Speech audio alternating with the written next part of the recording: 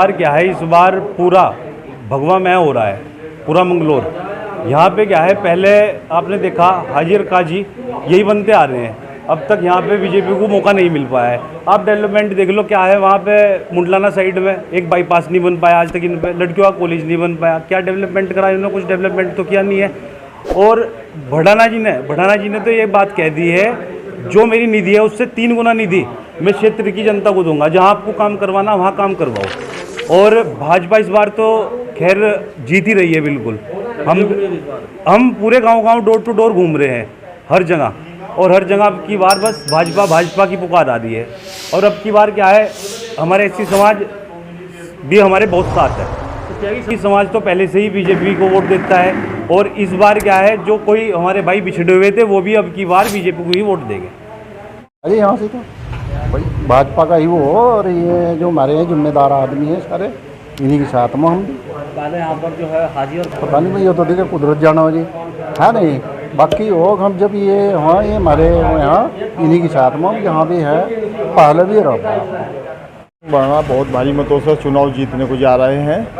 एक करतार सिंह बढ़ाना अपने आप में बहुत बड़ा नाम है, हरियाणा में कैबिनेट मंत्री रहे और बहुत ही सक्रिय नेता हैं। वो इस सीट को निकालने जा रहे हैं। 2007 में भी उनका दुर्भाग्य रहा, में टिकट नहीं दिया, जब भी निकाली थी उन्होंने सीट।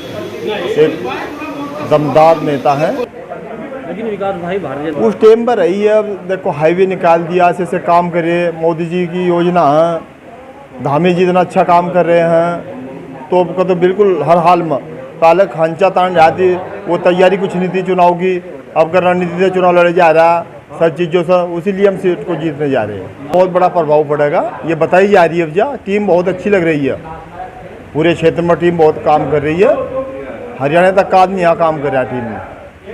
भारतीय जनता पार्टी का चुनाव जीतता है करतार सिंह बढ़ाना। ऐसी क्या रणनीति भारतीय जनता पार्टी की आज तक तो नहीं खिला पाई?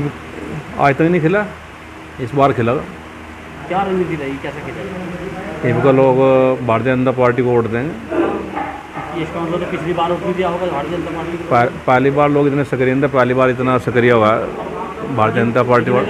हाजी और काजी की बात करें, विकास की बात वो करते हैं कि क्षेत्र में बहुत विकास किया गया है, ऐसे में एक चुनौती जरूर रहेगी भारतीय जनता पार्टी को। उन्होंने कोई विकास किया ही नहीं। लिबर्टी इतना बड़ा गांव है जिसकी आबादी 20,000 की, आज तक कोई इंटर कॉलेज बना 75 साल के अंदर। ये उनका विकास का परिचय है। तो लगता है इस बार कुछ कमाल होगा। इस बार निश्चित तौर पर करतार सिंह बढ़ाना चुनाव जीतेंगे।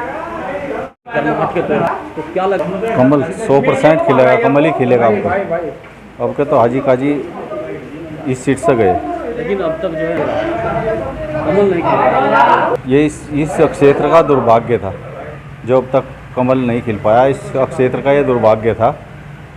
और हाजी काजी ने यहाँ से केवल कमाने का काम कर रहा है, जीतते और कमाए, राजस्थान मजा लिया जाएगा। यहाँ रहे ही कहाँ से, यहाँ सब विधायक बने थे, राजस्थान घूमने चले जाते। लगती है इस बार उम्मीद सब का तो भाजपा 100%, 100 के 100% अब का भाजपा होगी। हम सब जगह देख रहे जाकर, अब का भाजपा का ही वर्चस्व चल रहा है। ऐसा क्यों आपको? उनके मन में आ गई, सब ने देख लिया, अब उनकी असलियत का पता लग गया, हाजी काजी का असलियत का पता लग गया सबको। वो कहते रहो, जनता से पूछो ना जाकर, तुम जनता बताओगी ना कितना विकास हुआ। देखिएगा, निश्चित तौर पर हर चुनाव चुनौतीपूर्ण तो होता है, लेकिन परिस्थितियाँ इस बार बदली हैं। सबसे अच्छी बात यह कि उपचुनाव है, उपचुनाव होने के कारण फोकस बहुत ज़्यादा है, मतदाता में भी उत्साह है। पहली बार लोगों को ये महसूस हो रहा है कि भारतीय जनता पार्टी, क्योंकि मुख्य धारा की पार्टी है, केंद्र में सरकार है और राज्य में सरकार है, तो यहाँ के वोटर ने एक मन बनाया है कि विकास पर हमें अगर मंगलौर विधानसभा क्षेत्र को लेकर के जाना है, चाहे वो शिक्षा के क्षेत्र में है, चाहे वो चिकित्सा के क्षेत्र में है, चाहे वो रोजगार के क्षेत्र में है, ओवरऑल इंफ्रास्ट्रक्चर का डेवलपमेंट है, तो निश्चित तौर पर उसके लिए मतदाता के दिमाग में चीज़ ये है कि इस बार हम सरकारी नुमाइंदे को यहाँ से बना करके भेजना चाहते हैं, ताकि विकास की जो कहीं ना कहीं चूक अब तक मंगलौर विधानसभा क्षेत्र में रही है, वो कसक हम लोग पूरी कर सकें और मंगलौर क्षेत्र को भी बाकी ज़िले के जो विधानसभा क्षेत्र हैं उनके बराबर ला करके खड़ा कर सकें। दीपक सारों पर क्या कोई स्थानीय प्रत्याशी नहीं था? देखिएगा, ऐसा नहीं है, इसका मतलब ये नहीं है कि अगर प्रत्याशी कोई लड़ रहा है कि स्थानीय प्रत्याशियों में योग्यता नहीं है। निश्चित तौर पर बाहरी प्रत्याशी कहने की एक ये बात होती है, क्योंकि वन नेशन वन इलेक्शन के एजेंडे पर हम लोग जा रहे हैं, तो सरकार चाहती है कि एक उचित प्रतिनिधित्व किसी व्यक्ति को अगर दिया जाए और वो सक्षम है तो निश्चित तौर पर उन्हें अवसर मिल जाना चाहिए।